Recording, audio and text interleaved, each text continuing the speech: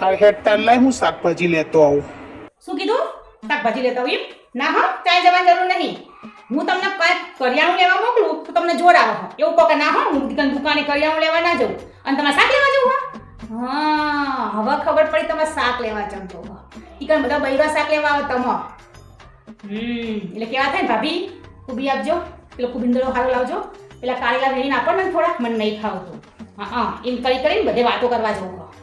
અને મેં ઘણા સમાચારો સાંભળ્યા હા, સમજ્યા? એટલે મારે છે ને તમને કોઈ જગ્યાએ હું એમ કહું તમે હેડો જઈશ મારા હંગાત આપણે બે શાકભાજી લઈને આવીએ તો તમને જોર આવતું હોય અને આ તમારે એકલા શાકભાજી લેવા સમજવું હે?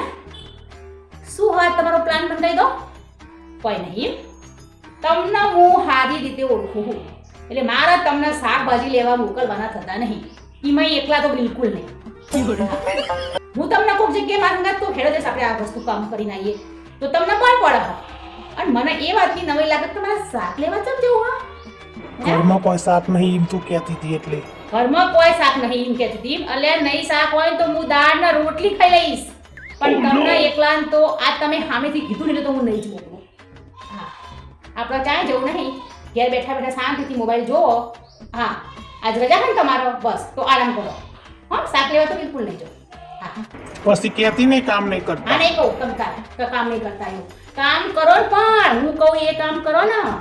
તમે હાથે જે કામ કરો ને એમાં મને લોચા જ લાગે એટલે આપણે ક્યાંય જવાનું થતું નથી.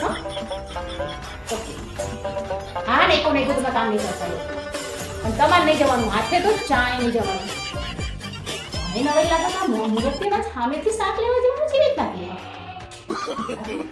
no.